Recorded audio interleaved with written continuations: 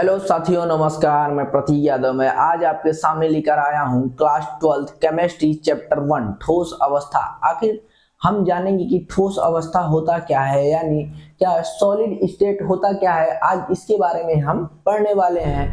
तो चलिए वीडियो को स्टार्ट करते हैं। आज का पहला टॉपिक है हमारा पदार्थ द्रव्य, यानी पदार्थ या द्रव्य मैटर क्या होता है। आज हम जानेंगे कि मैटर क्या होता है, मैटर कितने प्रकार का होता है। ठीक है, तो स्टार्ट करते हैं। क्या करते हैं, मैटर क्या होता है कि वह प्रत्येक वस्तु, यानी कोई वस्तु है उसके अंदर जो द्रव्यमान होता है या जो स्थान घेरता है वो वस्तु, उसे क्या कहा जाता है, द्रव्य कहा जाता है। यानी क्या होता है, वह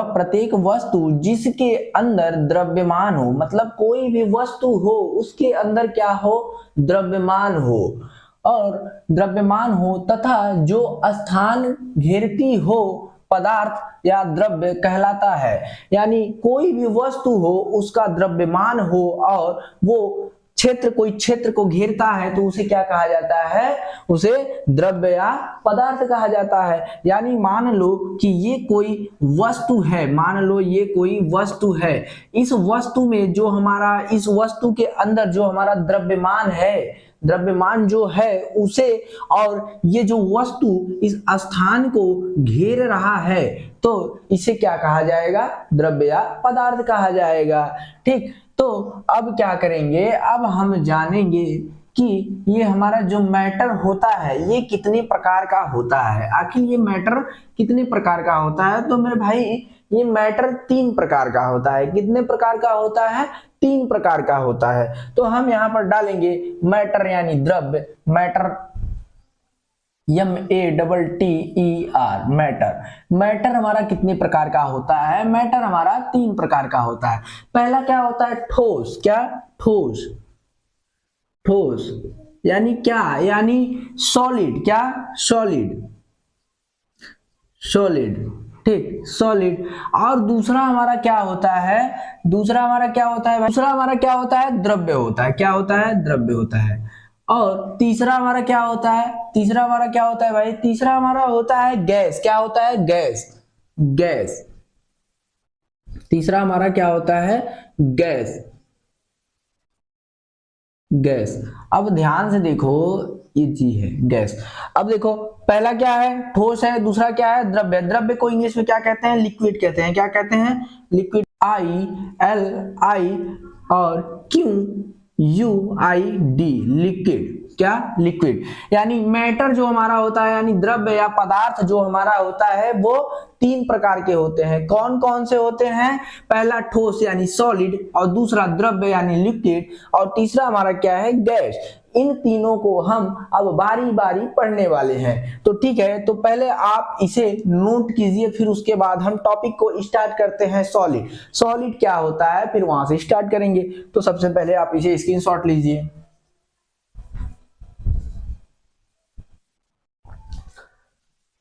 तो भाई अब हमारा दूसरा टॉपिक स्टार्ट होने जा रहा है। क्या, ठोस अवस्था, यानी क्या, सॉलिड क्या होता है। अब हम पढ़ने वाले हैं बारी बारी के, मतलब मैटर 3 प्रकार का होता है।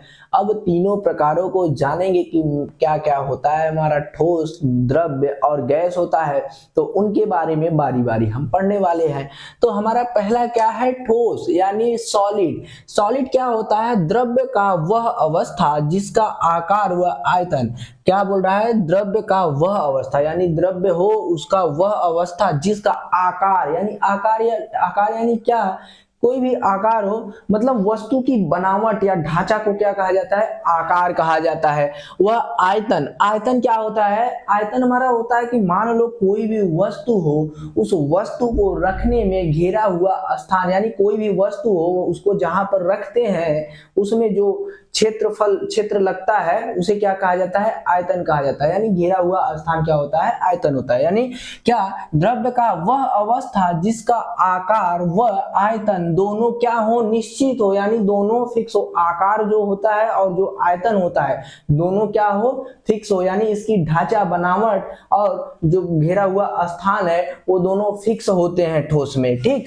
और तथा क्या, जिसके अंदर प्रबल अंतर आणविक बल उपस्थित हो ठोस अवस्था कहलाता है। अंतर आणविक का मतलब क्या होता है कि दो अणुओं के बीच लगने वाला आकर्षण तथा प्रतिकर्षण बल को क्या कहा जाता है, अंतर आणविक कहा जाता है। यानी दो वस्तु हैं, उन दो वस्तुओं के बीच में जो आकर्षण प्रतिकर्षण बल लगता है उन्हें क्या कहा जाता है, अंतर आणविक कहा जाता है।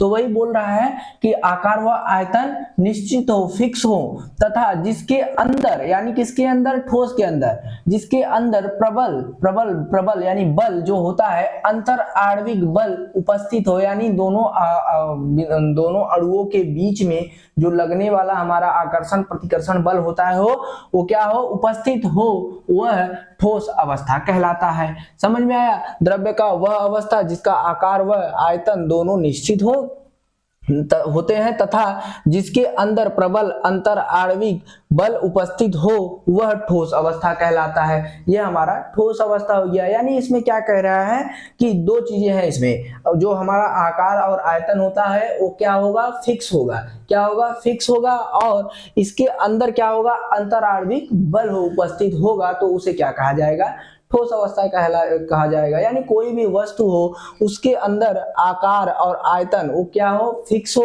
और उसके अंदर आकर्षण तथा प्रतिकर्षण बल जो होता है वो उपस्थित हो, तो उसे क्या कहा जाता है, ठोस अवस्था कहा जाता है। अब हमारी बारी आती है द्रव्य यानी लिक्विड। लिक्विड क्या होता है कि वह द्रव्य की वह अवस्था जिसका आकार अनिश्चित हो। अब देखो उसमें क्या था, आकार निश्चित था, इसमें आकार क्या है, अनिश्चित है, तथा आयतन निश्चित है। यानी जो बनावट ढांचा है वो क्या है, अनिश्चित है, कोई फिक्स नहीं है कैसा बन सकता है, तथा आयतन निश्चित हो, यानी इसमें जो स्थान घेर रहा है वो फिक्स रहता है, तो होता है, तथा इनमें ठोसों से कम अंतर आणविक बल उपस्थित हो द्रव्य कहलाता है।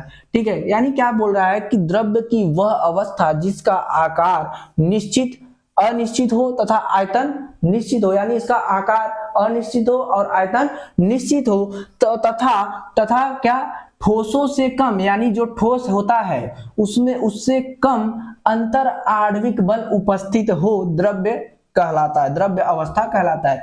यानी इसका क्या होता है कि आकार अनिश्चित होता है और आयतन क्या होता है, निश्चित होता है, और इसमें ठोसों से कम अंतर आणविक बल उपस्थित रहता है, उसे क्या कहा जाता है, द्रव्य कहा जाता है। अंतर आणविक यानी क्या, अणुओं के बीच होने वाले आकर्षण तथा प्रतिकर्षण बल क्या हो, कम हो, किससे कम हो, ठोसों से कम हो, तो क्या हो जाएगा, द्रव्य हो जाएगा।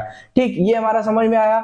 द्रव्य यानी लिक्विड क्या होता है, द्रव्य की वह अवस्था जिसका आकार निश्चित, अनिश्चित तथा आयतन निश्चित होता है, तथा इनमें ठोसों से कम अंतर आणविक बल उपस्थित हो द्रव्य अवस्था कहलाता है। इतना समझ में आया। इसमें क्या था, इसमें हमारा क्या था, ठोस में आकार व आयतन दोनों क्या थे, फिक्स थे, निश्चित थे, और इसमें क्या है कि जो हमारा आकार होता है वो अनिश्चित है, यानी उसका बनावट ढांचा कोई फिक्स नहीं है कैसा बन सकता है, तथा आयतन क्या हो, यानी घेरा हुआ स्थान क्या हो, वो फिक्स रहता है इसमें द्रव्य में।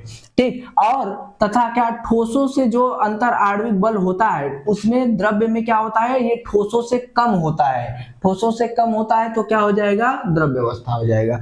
ठीक, इतना समझ में आया। अब हमारा बारी आता है गैस। गैस क्या होता है, इसमें क्या होता है, जो हमारा आकार व आयतन, यानी देखो अभी तक हमने इन दोनों में पढ़ा, तो किसी में आकार फिक्स है, किसी में आयतन फिक्स है, किसी में आकार फिक्स है तो किसी में आयतन नहीं फिक्स है, किसी में आयतन फिक्स है तो किसी में आकार फिक्स नहीं है। अब हम जानेंगे, क्या जानेंगे, गैस। गैस क्या होता है, इनमें आकार व आयतन दोनों अनिश्चित होते हैं, इसमें आकार व आयतन दोनों अनिश्चित होते हैं, इसमें कोई फिक्स नहीं रहता है कि इसका आकार ये हो सकता है, इसका आयतन ये हो सकता है। ठीक है, होते हैं, तथा इनमें न्यूनतम यानी कम से कम, न्यूनतम यानी कम से कम, तथा इनमें न्यूनतम अंतर आणविक बल पाया जाता है, यानी इसमें दो अणुओं के बीच लगने वाले आकर्षण तथा प्रतिकर्षण बल कम पाया जाता है, कम से कम पाया जाता है, वह क्या कहलाता है, गैस अवस्था कहलाता है। क्या है, इसमें कुछ नहीं है, इसमें आकार व आयतन क्या होता है, दोनों अनिश्चित होते हैं, दोनों फिक्स नहीं होते हैं कि इसका आकार या आयतन कैसा हो सकता है, तथा इनमें न्यूनतम यानी कम से कम क्या, इसमें कम से कम क्या होता है, आकर्षण तथा प्रतिकर्षण बल पाया जाता है। इसे क्या कहा जाता है, गैस अवस्था कहा जाता है। इतना समझ में आया दोस्तों। अब हम इसको आप सब लिखिए, फिर उसके बाद हम आपको क्या बताएंगे कि ठोसों के कुछ सामान्य लक्षण बताएंगे। ठोसों के कुछ सामान्य लक्षण बताने वाले हैं। तो आप सब इसे स्क्रीनशॉट लीजिए, कॉपी में नोट कीजिए, फिर उसके बाद हम अगला टॉपिक स्टार्ट करते हैं।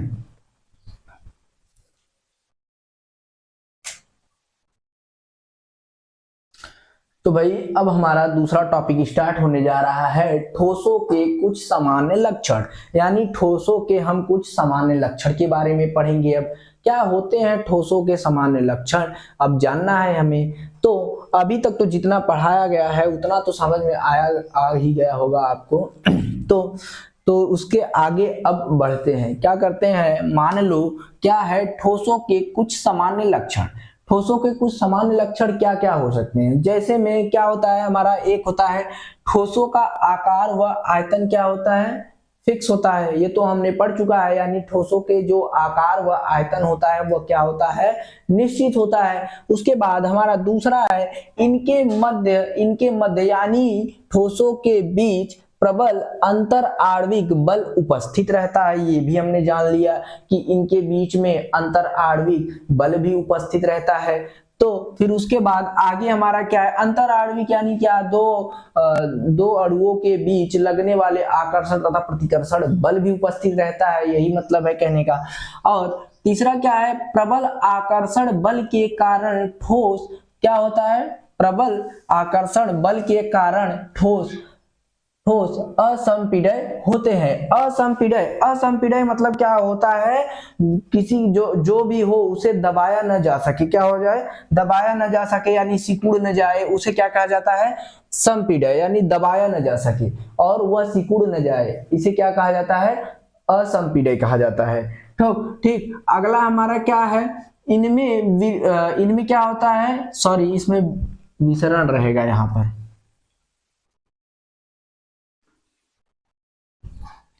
इसमें विसरण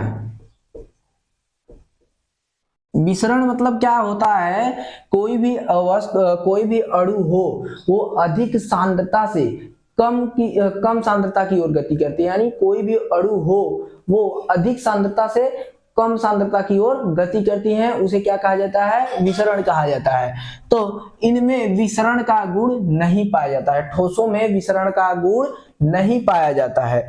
और पांचवा हमारा क्या है, ठोसों में अवयवी कण अपने निश्चित स्थान से उपस्थित होते हैं। ठीक, क्या होते हैं, ठोसों में अवयवी कण जो होते हैं वो अपने निश्चित स्थान में से उपस्थित रहते हैं। तो दोस्तों अब हमारा ये क्या हुआ था, ठोसों के कुछ सामान्य लक्षण हुआ। अब हम नेक्स्ट वीडियो में इससे आगे बढ़ेंगे और बेहतरीन से बेहतरीन टॉपिक को कवर करेंगे। तो दोस्तों तो एक इसको आप नोट कीजिए और स्क्रीनशॉट लीजिए और नोट कीजिए कॉपी, ठीक है। इतना हो जाने के बाद आप क्या करेंगे, आपको इतना सब लिखना है। उसके बाद नेक्स्ट वीडियो जो मिलेगा आपको इस वीडियो के डिस्क्रिप्शन बॉक्स में मिल जाएगा।